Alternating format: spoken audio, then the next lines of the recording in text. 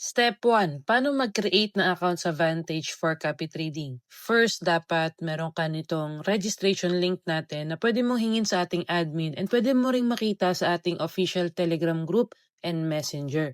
So ngayon, very important is you do not refresh the link and you do not click the back button once na kinlik mo na siya.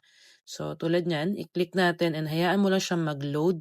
So kung kailangan mo ulitin, just click the link again but do not refresh or click the back button. So now, nandito tayo sa Open Live Account page kung saan makikita mo yung mga details na required para makapag-create ka ng account. Meron tayong email address tab wherein pwede kang mag-register via email. Meron din tayong via phone number. So pwedeng phone number naman yung gamitin mo.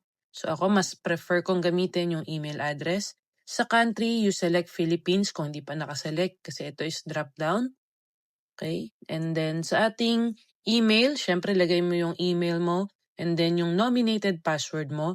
Sa referred by, kahit wala ka nang ilagay, kahit hindi mo na siya lagyan, for as long as kinlik mo yung link natin ng maayos, hindi ka nag-refresh and hindi ka nag-back. Kasi once na nag-refresh ka or nag-click ka ng back button, possible hindi ka ma-under sa FCAT dahil baka hindi kumagat yung ating link. And then select mo lang tong I am not a US resident and then yung terms and agreements ng opening ng account sa Vantage. So once na nalagay mo na yung email and password, just click create account.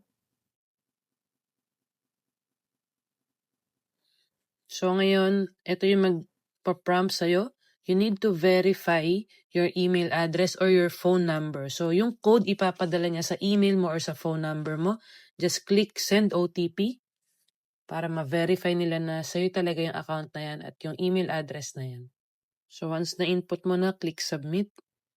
And then yung phone number na gagamitin mo, click next.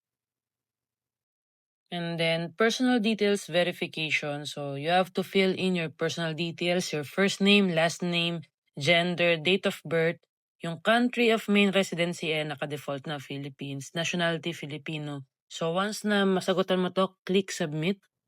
And then yan, you're almost all set to trade. So verified na yung iyong email address and yung iyong personal details. So now, kailangan mo lang mag-verify or magpasa ng ID for full verifications. So click mo to sa baba, verify your identity.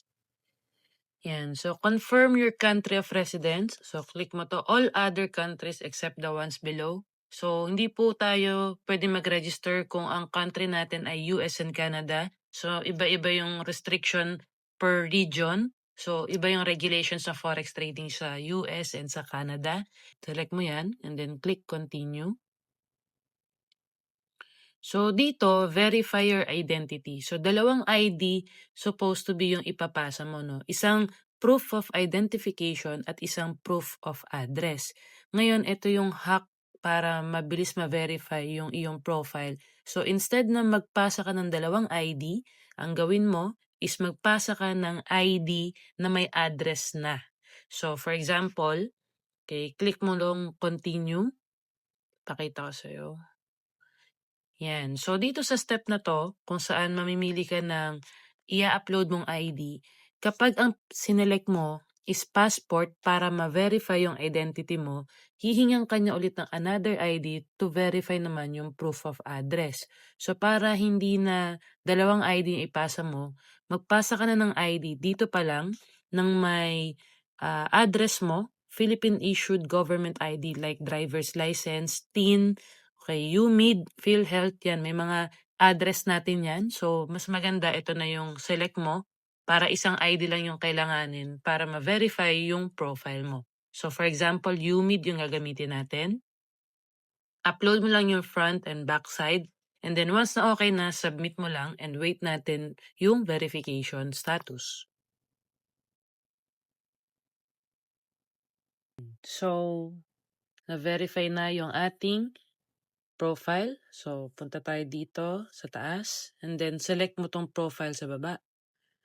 So, makikita mo, yan, verify your identity, verified ka na. Yung residency mo, verified na rin. So, isang ID lang yung ginamit mo for both. So, once na verified ka na, nakapag-register ka na, okay na yung account mo for funding. So, see you sa step 2.